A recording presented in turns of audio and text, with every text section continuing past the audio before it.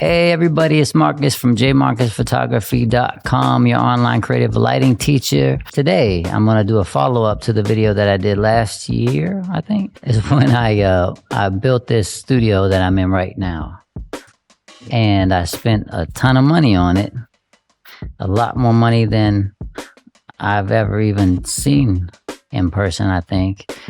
And was it worth it a year later? Or am I living in this studio now? Today, I'm going to show you all the highlights, the photos that I've taken in this studio, and do I regret it or not? And anything that I would do differently. So we'll answer all those questions on today's video. We'll have fun. But first, I want you guys to check out what I've been doing since I've been gone from YouTube for the last couple years. There's two things that separate great photos from average photos: lighting and creativity. My name is J Marcus, and I've helped hundreds of photographers through my one-on-one mentorships, my in-person courses, and literally thousands of photographers through my online workshops. I've spent the last 2 years building out the most requested lessons for my most popular photos and breaking them down into very simple, easy to understand lessons. From start to finish, behind the scenes of the actual photo shoot, and then you get the raw file and we edit the images together. And that's for every single photo in my courses. So these aren't boring theory lessons. These are actual lessons from the photos from each shoot, showing you how to do them in detail. There's no one else teaching like this online. I'm giving you every single tip and trick.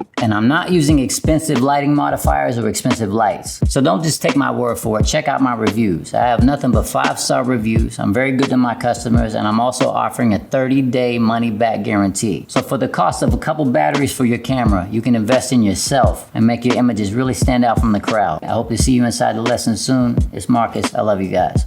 I'll put a link down below and I'll show some footage of the process, because I'm not going to go through all that again, of how, we started with the empty plot, getting the concrete, the building installed, and how long it took and why I did it. All that's down below. A lot of people, even people have even traveled down here to actually see it, just because not like it's something grand that you want to come visit on a weekend trip or something, but people have thought, I could spend that amount and have a studio on my property.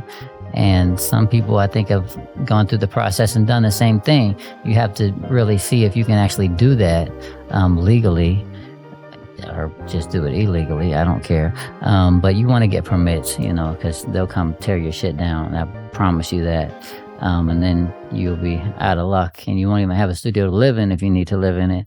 So today we're going to look at, do I regret spending the money or not? Have I been getting my money worth out of it? What would I do differently? What do I love about it? How I've been using it? And let's get into that right now. Enough of the yapping. Let's get to the snapping, or looking at what I've been snapping. So what I've been doing with this and what you can do with yours. I've been doing my in-person teaching in this studio. I've been doing all my creative online lighting course videos, which the link for that is down below. My maternity photography. Like I said, come here. I do those photo shoots. I go back inside my house, it's really an ideal situation. And of course, this room is like 15 feet, it's 25 feet by 24 feet, which is kind of odd, but, and the 16 feet ceiling, so you can put your lights up as high as you want. One thing that I would do differently, okay? Metal buildings, you cannot put Pink Panther stuff, was that like R30? Because it'll sweat and then you get mold, and that's a bad situation. You have to use this double bubble crap, or you could spray the spray-on insulation stuff that has a huge cancer warning on it. My wife, she just getting over all the breast cancer stuff that we've been through, so like not touching that stuff. So we did do the double bubble, and it is like, I don't even know if it does anything at all. So I would put a drop ceiling in here. I would put the ceiling at like 12 feet, where the top of the wall starts, and then it goes up from there, and then it would be able to keep retain heat as much as possible and keep it cooler in the summertime, because I have a split system, and it won't, if it's 2 degrees outside, that thing is not going to get it. It'll get it 70 like up here, but usually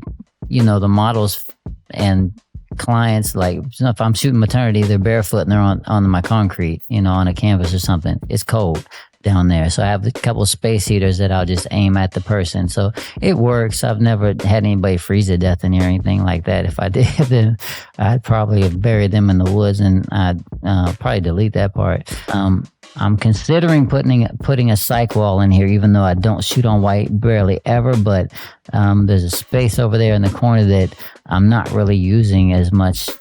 I'm not using for anything except for storage, and I could do a hell of a better job of storage than I'm doing right now, because I just kind of migrate everything that I ever owned is making its way into this place, right?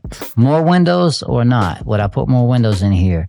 The windows that these buildings come with are like trailer windows. I used to live in the trailers, so nothing against trailer people, but they're ugly, right? They're not like great windows that you want to have light coming in with. So my wife bought these doors that have these really big cool windows that I black out because I shoot in the dark in here a lot anyway. But if I want the natural light, they have huge panes of glass in them. I could hire somebody to come bust the wall out and actually put in some windows, some really cool old school windows with the little squares, because I'm low to the ground. There's trees all in my backyard everywhere blocking the sun. So it may be an option for you, and maybe I'll consider it. But right now I'm just overrun with things that I have to do, and that I'm not going to entertain that right now. I've done tons of boudoir shooting in here, and that stuff can net you some cash. You can buy a couple Rolls Royces and stuff and then park them in here. You can use it as a garage. But honestly, it works out well using my lighting techniques. I can fake windows, I can fake anything I need to fake, and use LED light, constant light, and just knock it out, and use some of the studio props that I have here. This has been a great investment. If you're wondering, should you do it? I don't know. Where are you at in your photography journey? A lot of the best pictures I've taken, I took in my house, with some paper rolled down on the floor, just some Savage paper rolled down. And I don't think you necessarily need this unless you know that you need it, and you can spec it out the way you want to. I mean, it's paid for itself just in the rentals that we have, the people that I trust that rent off of me on a monthly basis. So, I'm not in here solely by myself. So that's another way, something you can think about. But don't ever base your purchase on, if you can afford it, based on someone else and what they say they're going to do rent from you. You'll be homeless. I know I say that a lot, but it's the damn truth. So I hope that answers your question.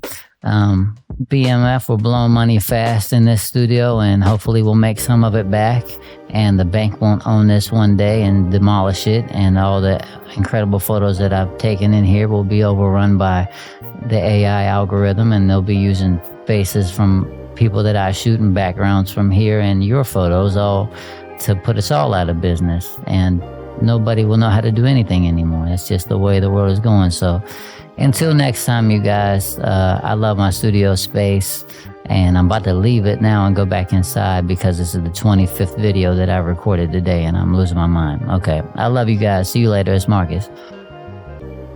It's the edibles. I can't stop laughing. So,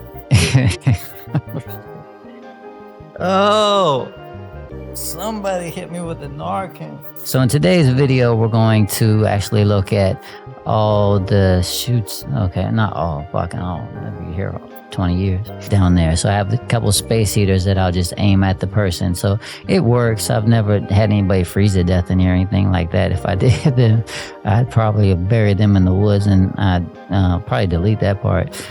If your county permits and you have the land and you can get, it surveyed and be able to do this, my wife handled all that because I can't even tie my shoes. Outside of photography, I just sit around and stare at the wall, and people feed me, and then my alarm goes off and I come out here and make these videos. But